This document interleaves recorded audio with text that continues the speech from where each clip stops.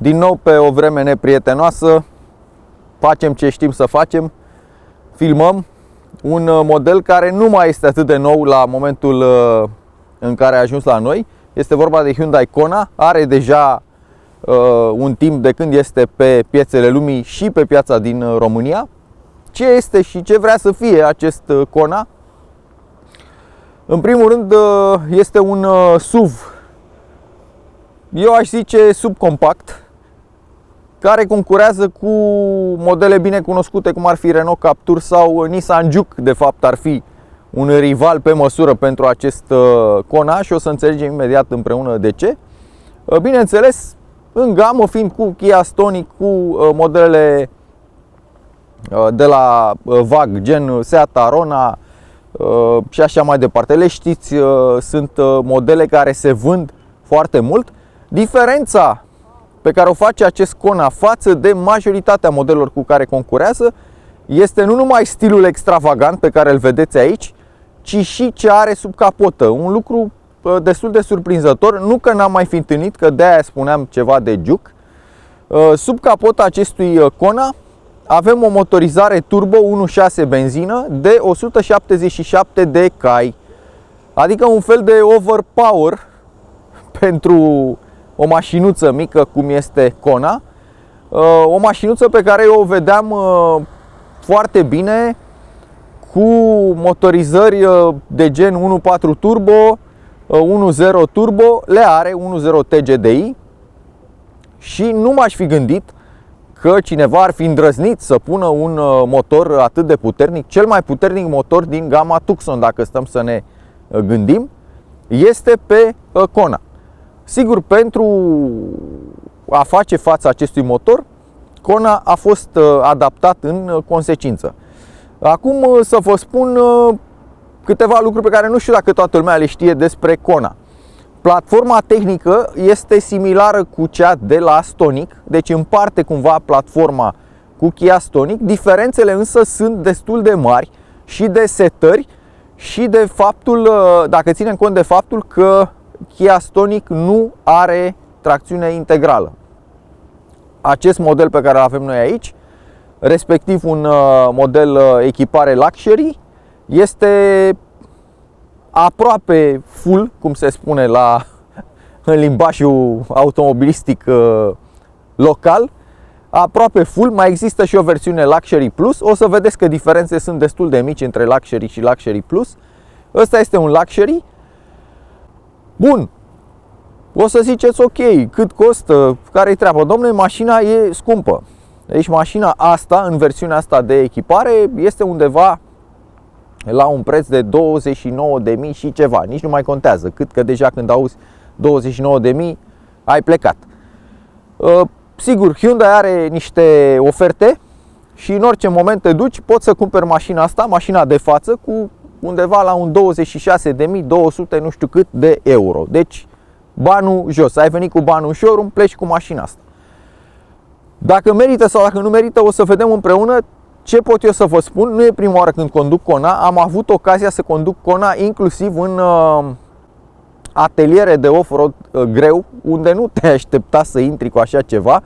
Pot să vă spun că majoritatea celor prezenți la momentul respectiv și măcar n-au vrut să se urce pe Kona, fiind sigur că o să o rupă sau o să o zgârie sau mai știu eu ce. Și nu că mă dau mare acum, dar veniseră la mine și hai domne că tu ești cu off-road-ul cu astea, hai să vedem dacă mașina a performat foarte bine, în limitele, bineînțeles, oferite de garda la sol și unghiurile de trecere. Lucruri importante, din nou, despre Kona versus Stonic. Versiunile 4x2, respectiv Kona 4x2 și Stonic 4x2, nu au suspensie independentă, în timp ce acest Kona cu Force VD are suspensie independentă pe spate, deci o diferență majoră. Cum spuneam, setările între Kona și Stonic sunt diferite. Kona în anumite momente, cel puțin varianta asta, pare și mai confortabil și în același timp și mai sportiv setat decât Stonicul. Stonicul e mai normal la dinamică. Aici, având totuși 177 de cai, trebuie să fie struniți cumva și evident trenul de rulare este adaptat acestui aspect. Coeficient aerodinamic 0,32, deci un coeficient aerodinamic bun pentru o mașină, să spunem, de tip SUV cu aceste dimensiuni sau crossover, cum vă place. Există mai multe artificii aerodinamice. Unele eu nu le-am observat pe acest vehicul, o să vă povestesc imediat. Și anume, pe lângă optimizarea părții inferioare cu diverse metode pentru a permite trecerea mai fluidă a aerului, avem un management electronic al alternatorului pentru reducerea consumului de carburant, bineînțeles. Avem acest coeficient aerodinamic 0,32 de care povesteam. Lucru un pic care mă miră, în momentul în care te uiți la mașină, are o grilă imensă și multe faruri, vedeți că are un design destul de încărcat, de tip îți place sau nu-ți place. Amintiți-vă de Juke, cum arăta când a apărut Nissan Juke prima dată, că a fost un șoc pentru toată lumea și totuși mașina s-a vândut și a avut mare succes. Și același lucru este valabil și pentru Kona. Deci este o mașină pentru un anumit tip de cumpărător, nu pentru toți neapărat. Întorcându-mă la aerodinamică, o să vedeți, da? Grilă foarte mare, mai avem o grilă și jos. Am citit prin niște documentații Hyundai că ar exista și un sistem de grilă activă pe Kona 1.6 TGD. Eu nu l-am văzut, nu-l văd. Posibil poate să fie, poate să-l vedem cu capota ridicată. Deci prin grilă, unde te aștepți undeva aici să fie un sistem de jaluzele care se închid, eu nu l-am văzut. Scrie în documentațiile Hyundai despre el. Poate că este disponibil pe alte piețe și nu în România. În rest, la optimizări aerodinamice o să vedeți multe detalii, inclusiv la faruri. Dacă vă uitați aici la far, este un fel de, să spunem, umflătură, da? Care nu e acolo doar întâmplător sau pentru design, are și ea rolul ei în scurgerea aerului pe caroserie. O să observați oglindile retrovizoare care sunt un pic deosebite. O să observați că undeva în spate avem o antenă de tip aripioară de rechin, nu normală cum întâlnim la alte vehicule. O să observați de asemenea că, deși este înconjurată mașina cu un sistem de protecție din plastic, da, ca să justifice un pic ideea de crossover sau SUV, acest sistem de protecție este destul de integrat, deci nu este aparent, nu este neapărat ostentativ și nu afectează foarte mult aerodinamica. Bun, eu când mă uit la Kona îmi vine să-i dau o poreclă, să-i spun Kona 20 de faruri. O să zice, hai domnule că exagerez, că nu are 20 de faruri, vă spun eu are 19. Dacă am numărat bine, dacă mai știu să număr, practic ai cam 19 grupuri optice separate. În momentul în care mergi într-o țară ca România, unde mai sar pietricele și nu știu ce, cred că e o loterie destul de perdantă, ca să zic așa, adică nu mă bucur când am, eu știu și de la mine de la Sporte și că și la mine la Sporte sunt o grămadă de grupuri optice în față și care sigur la un moment dat se vor întâlni cu pietrele și nu o să-mi placă și nici celui care are Kona nu o să-i placă. Însă, dincolo de aceste aspecte, fața mașinii, cum spuneam, de tipul îți place sau nu-ți place, arată mai altfel decât suntem obișnuiți la alte vehicule. Aș putea să spun chiar exagerat în anumite aspecte și o să vedeți că și în ceea ce privește spatele, afirmația mea este asemănătoare. Deci e un pic exagerată, probabil voit de cei care au proiectat mașina. De reținut că la această variantă Luxury avem multă tehnologie LED, dar nu complet, adică avem lumini de zi cu LED, avem semnalizările din oglinzi cu LED, avem faruri cu LED, avem stopuri în spate cu LED, însă dacă vă uitați cu atenție o să vedeți că există și, da, faruri de ceață care sunt aici și care au lumină normală cu bec de tip halogen. Tot legat de aerodinamică, undeva pe părțile laterale o să vedem că există niște fante, un fel de air curtain, cum avea BMW-ul. Sunt adoptate și de cei de la Hyundai și de cei de la Kia. Eu întotdeauna mai mă întreabă lumea, îmi pare rău că ar trebui majoritatea oamenilor deja să cunoască acest aspect și o să fac acum o mică poveste. Hyundai și Kia aparțin aceluiași grup major, care este Hyundai, marele grup Hyundai, al 5-lea constructor mondial de autovehicule, raportându-le la numărul de unități vândute global. Și de aceea mie mi-este foarte natural, nu că am eu Kia sau că încerc să fac reclamă Kia, cum mai spune unul și altul, nu, pur și simplu trebuie să ne raportăm. De ce? Pentru că ele sunt mașini care aparțin aceluiași grup și împart aceleași tehnologii. Și de aceea vin și spun că are și Hyundai și are și Kia, sau compar Kona cu Stonic, pentru că sunt făcute de același producător la bază, sub două branduri diferite. Deci avem acel sistem care scoate, ce face el, am mai explicat și cu alte ocazii, o să o spun și acum. Aerul care vine și se întâlnește cu botul mașinii creează o rezistență și acest lucru este dăunător aerodinamicii, înseamnă consum mai mare de combustibil, înseamnă frânarea, dacă vreți, a vehiculului. Pentru a se descărca o parte din această presiune de aer care vine pe botul față, majoritatea mașinilor cu oarecare aerodinamică folosesc diverse artificii. Fie o parte din aer este captat și lăsat să se scurgă prin partea de jos, fie o parte din aer este captat de aceste captatoare și lăsat să iasă pe la pasajul roții. O să observați cu uimire la unele vehicule că există și prelungiri dincolo de pasajul roții, adică sunt lucruri foarte importante la care constructorii se gândesc și unii dintre ei fac un lucru chiar suplimentar, adică folosesc aerul ăsta pentru răcirea frânelor, alții folosesc aerul pentru a minimiza nu doar această influență aerodinamică din partea din față, ci și influența aerodinamică a aerului asupra jantelor în timp ce ele se rotesc. Și deci acele găuri care sunt acolo, acele fante, nu sunt nici decorative, nu sunt nici, deci sunt pur și simplu, au un rol fundamental în aerodinamica acestui vehicul.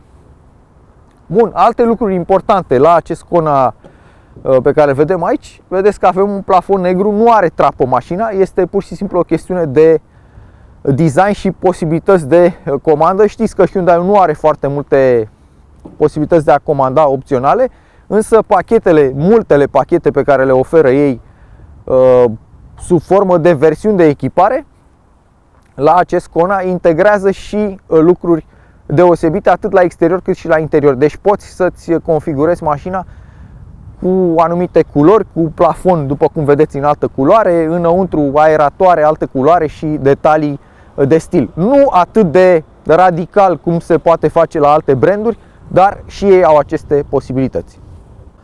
Din lateral observăm că extravaganța s-a diminuat un pic, însă rămâne interesant din lateral Kona. O gardă la sol rezonabilă, cu niște bosaje pronunțate, le vedeți aici la nivelul portierelor, cu ornamentația și protecția, dacă vreți, de plastic de jur împrejur, care are și un aspect interesant. Observați că o parte este integrată cu portiera spate. Îmi pare rău că mașina este murdară, dar vremea de afară nu ne-a permis mai mult. Mașina a fost curată dimineață. Orice ai face până ajunge aici unde filmăm, se murdărește groaznic. Jantele sunt de 18 inch, spuneam că suspensia este independent. În această versiune de echipare există acces fără cheie. E o versiune, după părerea mea, suficient de bine echipată încât să nu te ducă cu gândul la Luxury Plus. E absolut suficient pentru oricine. Cei câțiva care vor fi dispuși să dea 26.000 și ceva de euro pe un Kona, fac această afirmație pentru că la 26.000 de euro automat intri într-o zonă în care poți accesa inclusiv din grupul Hyundai modele cum ar fi Tucson. Și atunci trebuie într-adevăr să-ți dorești foarte mult să iei Kona ca să dai banii aia pe un Kona. Mașina cu siguranță arată bine. Observați că la această versiune de echipare avem și geamuri spate și lunetă fumurie. Plafonul se prelungește cu această culoare neagră inclusiv pe rama superioară a caroseriei, unde se închid portierele, și acest lucru oferă un aspect foarte interesant mașinii. Deci are un look agresiv din orice poziție, și din față, și din spate, și din lateral. Sigur o să observați în listele de preț de la Kona că jantele variază. Poți să ai și jante de 16 inch.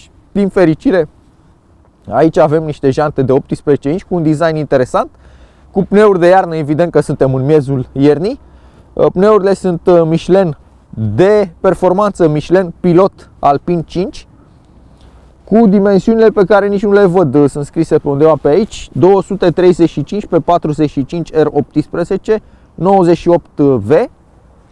Bun, de ce au pus pneuri de performanță? Trebuie să explic, pentru că avem unul dintre cele mai puternice motoare din gama Hyundai, respectiv 1.6 TGDI, 177 de cai, cuplat cu o transmisie 7 DCT, DCT 7, naiba mai știe la Hyundai cum, 7 DCT parcă se numește, deci transmisia cu dublu ambreiaj cu 7 trepte, în ultima ei versiune de dezvoltare, foarte interesantă, extrem de rafinată, rapidă și adaptată pentru rularea în oraș. E foarte important acest aspect. Legat de frânare, având 177 de cai, disc ventilat față cu dimensiuni destul de mari, disc plin pe spate, mașina are o serie de tehnologii de siguranță activă despre care o să vorbim și din interior, că în interior e mai cald decât afară. Pasajele roților sunt închise cu niște carenaje de plastic, dar incomplet. Deci carenajele de plastic sunt cam cu 3-4 cm în stânga și în dreapta, depășesc lățimea roții. În rest se vede tabla și în față și în spate. Adică nu avem o atenție neapărat deosebită pentru antifonare și alte aspecte de acest gen. Adică roțile, dacă aruncă pietre, se mai aud în vehicul, însă motorul fiind benzină turbo este silențios prin definiție și o să vedeți că în interior mașina se comportă exemplar.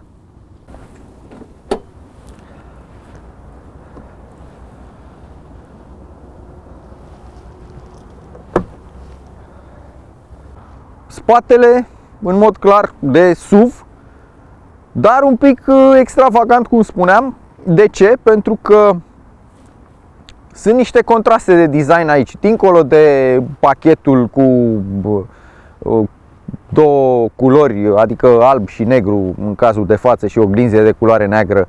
Extravaganța vine din numărul mare de lumini, de lămpi din față și de aspectul lămpilor din spate. Așa cum vedeți, avem niște stopuri cu LED foarte moderne, da? Adică ce înseamnă moderne? Sunt subțiri, sunt cu LED, deci sunt cu un design cu care ne-am obișnuit la mașini foarte sofisticate.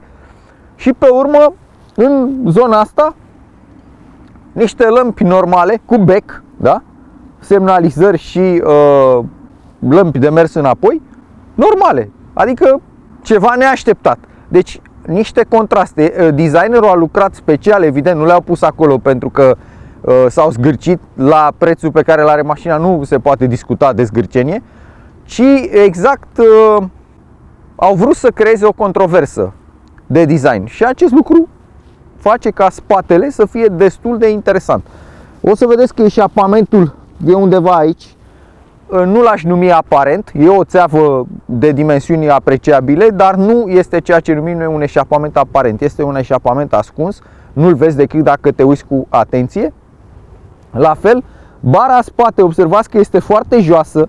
Ce înseamnă acest lucru? Avem o gură de încărcare accesibilă, însă ca lățime, aceste blocuri optice de aici afectează un pic zona de încărcare a portbagajului.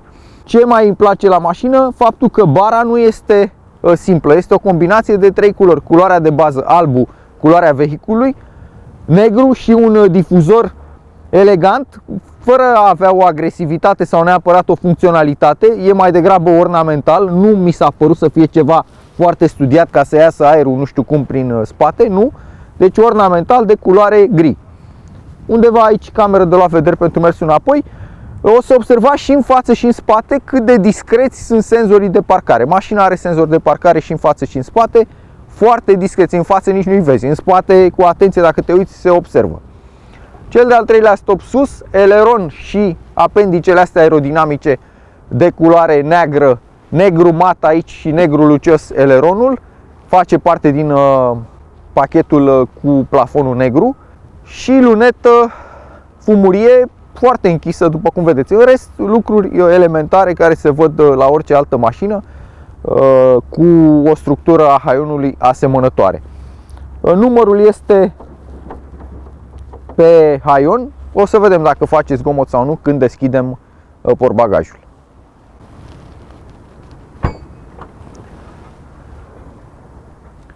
Ăsta este portbagajul noului Kona. Noului deja e trecut, nu mai poți să-i mai spui că mașina nu mai e nouă. Podea complet plată, este etajat, o să vedeți imediat. Are 361 de litri, deci nu este cel mai mare portbagaj dintre vehicule cu care concurează, dar nu este nici cel mai mic, adică este un portbagaj, în opinia mea, destul de onorabil. Este un portbagaj pe care e, cum aș zice, în media clasei compacte. Sigur, aici nu vorbim de mașini compacte, dar pentru o mașină care totuși la interior nu are neapărat spațiul unei compacte, portbagajul este în media și a vehiculelor cu care concurează și a celor din segmentul compact. Este o combinație de plastic de calitate, n-aș vrea să spun extraordinar, o calitate pe care o întâlnim și la alte vehicule, cu niște părți mochetate, rezonabil calitativ. Nu am văzut nimic să nu-mi placă la genul ăsta de mașină. Sigur că la genul ăsta de preț poți să fii foarte critic dacă vrei. Avem o poliță cu adâncituri să nu-ți alunece diverse chestii în mașină când pui vreo frână mai agresivă. Și o să vă arăt acum și ce este sub acest panou. Deci un panou, nu are niciun sistem de a-l ține, deci trebuie să-l ții tu cu mâna în poziție sau să-l scoți complet. De desubt o tavă. O să scot treaba asta cu totul ca să putem să filmăm mai bine. Deci de desubt avem o tavă pe care o vedeți aici. Da? Iată ce se pune în ea. De exemplu, cârlig de remorcare și coarbă, ce mai avem acolo. O scot afară și vedeți ce avem de desubt. O rată de rezervă de tip temporar și un sistem de susținere a cricului și a accesoriilor. Placa portbagajului.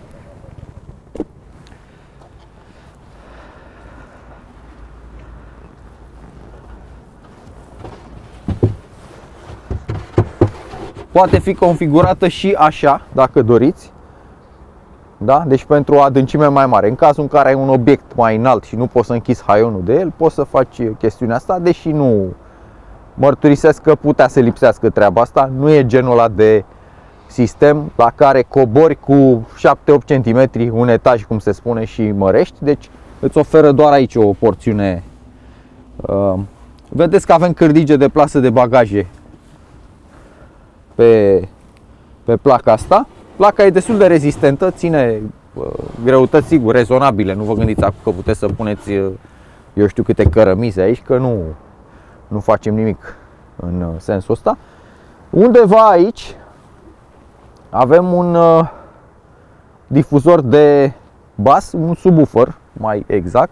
S-ar putea ca în această parte de aici să fie și un amplificator. Nu știu, că nu pot să demontez, nu stau să demontez mașina acum. Însă mașina are un sistem audio premium și acest lucru înseamnă și prezența acestui subwoofer în portbagaj. Gata. Sus, bun, hai sus.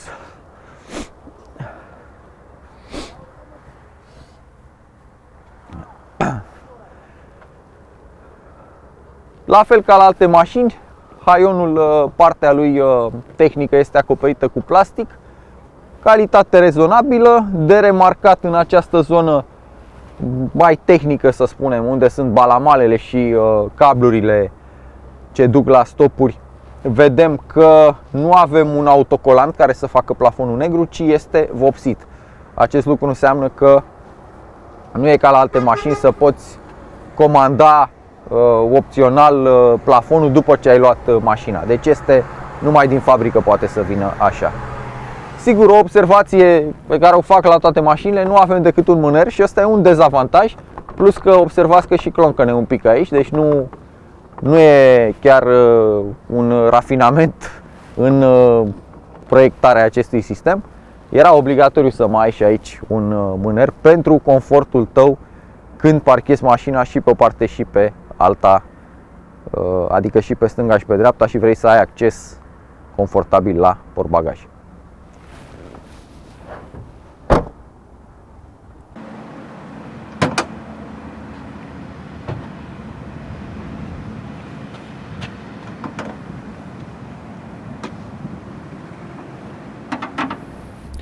Sub capotă un motor foarte bun, cu ghilimele, al celor de la Hyundai, și o să explic imediat și de ce pun aceste ghilimele.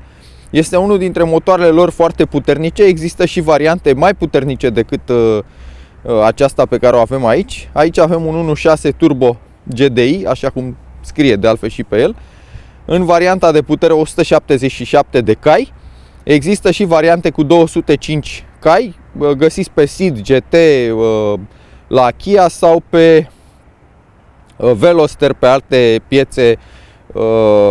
Era odată acest motor de 205 cai. Ghilimelele de ce le pun? Pentru că este un motor excepțional de silențios, livrează putere, este liniar, este ceea ce te aștepți de la un motor turbo, până când ajungi la partea de consum. La partea de consum trebuie să fii foarte îngăduitor, pentru că la toate variantele pe care le-am avut, indiferent că a fost vorba de Kia Sportage sau de Hyundai Tucson cu această motorizare, sau că este vorba de acest Kona, consumul de carburant te face să te frești la ochi de mai multe ori, ca să fii sigur că ceea ce vezi pe bord este real sau nu. Deci este un motor al cărui principal neajuns, după părerea mea, este consumul destul de mare de combustibil. O să vedem și noi la sfârșitul testului care este realitatea. Însă, până acum, perspectivele nu sunt bune, vă anunț încă de acum. Bun, ce este cu acest motor? Eu l-am prezentat și pe Kia Sportage și pe Tucson. I-am făcut prezentări, zic eu, complete, cu detalii multe și despre internele motorului. Deci dacă vreți să aflați detalii, eu știu, exagerate uneori, vă uitați și acolo. Acum o să facem o prezentare un pic mai pe repede, că e deja un motor foarte cunoscut. O să vă spun ce oferă el. Deci 177 de cai la 5500 rotații pe minut, 265 Nm de la 1500 la 4000 de rotații pe minut. Deci ce remarcăm aici? Un cuplu mare pentru motor pe benzină și o plajă de turație foarte mare. Acest lucru ne garantează în mod clar performanța. Motorul este cuplat la o cutie de viteze de ultimă generație 7 DCT de tip dublu ambreiaj.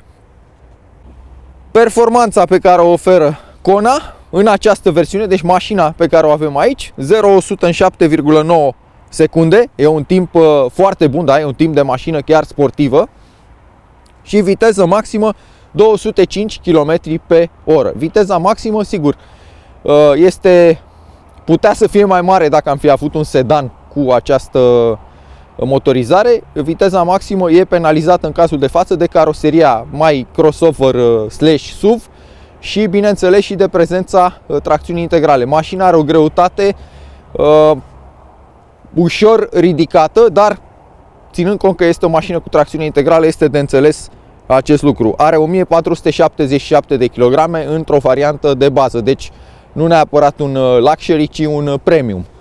În varianta premium vine cu 1477. La luxury poate să se ducă în zona de 1500 de kilograme. De aici, sigur, combinația benzină turbo, greutate, tracțiune integrală, egal consum mare, fără discuție. Consumul mediu dat de Hyundai este de 6,7 litri la 100 de kilometri și emisii de 153 de grame de CO2. Aici mă întorc din nou la ghilimele de care povesteam.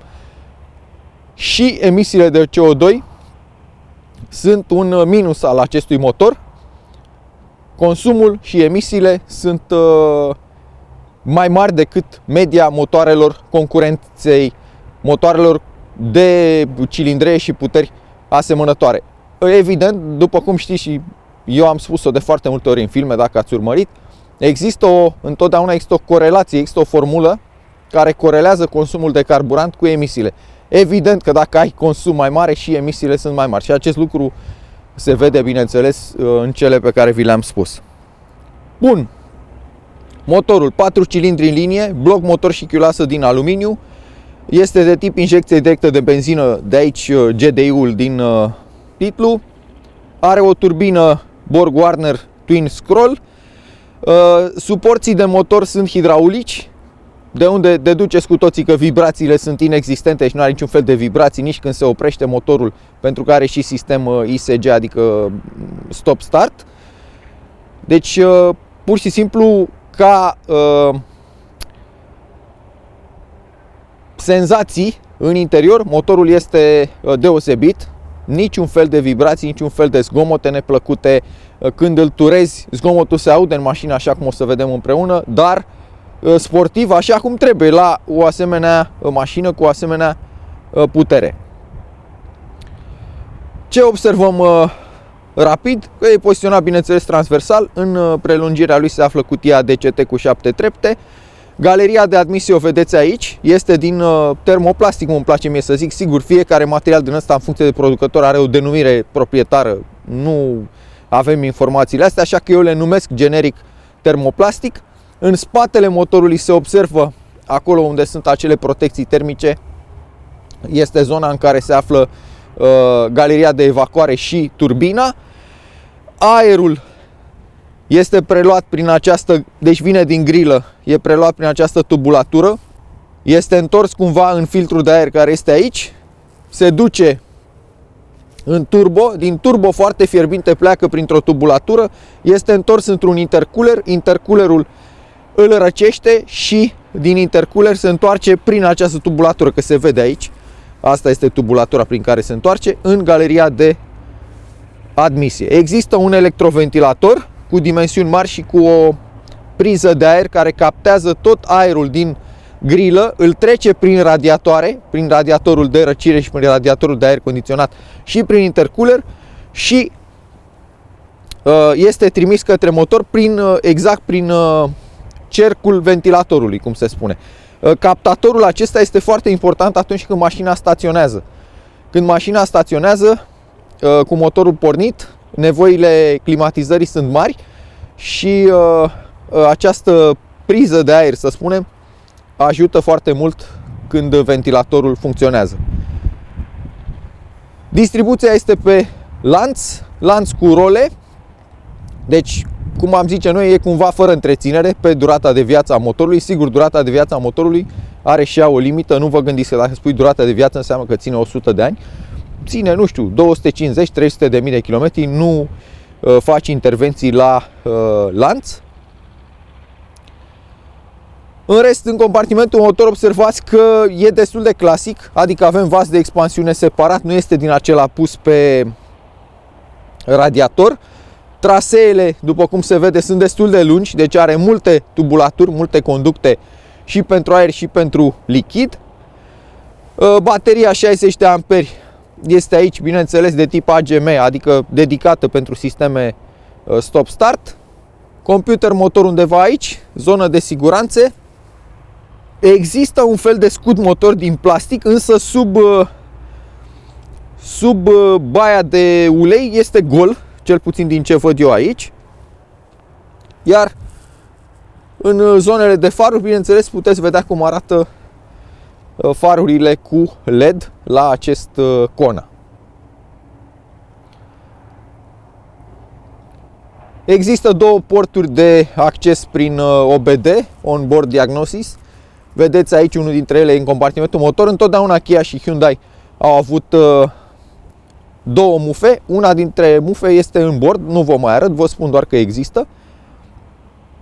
Motorul este relativ ușor pentru o mașină cum este Kona. După cum vedeți, există spațiu destul de mare în compartimentul motor. Dacă o să vă întrebați de ce, pentru că pe alte piețe Kona vine și cu motorizări mai mari, adică inclusiv cu 2 litri benzină. Vorbim de piața americană sau mai știu eu, alte piețe care nu au legătură cu Europa. Revizia la acest motor se face în România la 1 an și 15.000 de kilometri. E destul de important acest aspect pentru că fiind un motor turbo care se încălzește foarte rapid, lucrează la temperaturi ridicate, nu au putut oferi revizii, să spunem, la 20.000 sau 2 ani sau 30.000 sau 2 ani. Este destul de imperativ acest lucru. Din câte am înțeles, nu prea se acceptă să vii cu 17.000 la revizie, că e posibil să pierzi garanția. Deci trebuie reținut acest aspect. Dacă aveți, indiferent pe ce mașină, 1.6 TGDI, 1 an și 15.000 de kilometri este revizia obligatorie. Alte tehnologii pe care le are motorul: dual CVVT, adică distribuție variabilă pe ambele axe cu came, da? Și admisia și evacuarea au distribuție variabilă. Acest lucru aduce unele avantaje: crește eficiența volumetrică în cilindri. De asemenea, se reduce risipa de carburant și totodată se reduc emisiile de hidrocarburi, ceea ce, chiar dacă emisiile de CO2 generic, cum le numim noi, sunt mari, emisiile de hidrocarburi sunt destul de mici la genul acesta de motorizări.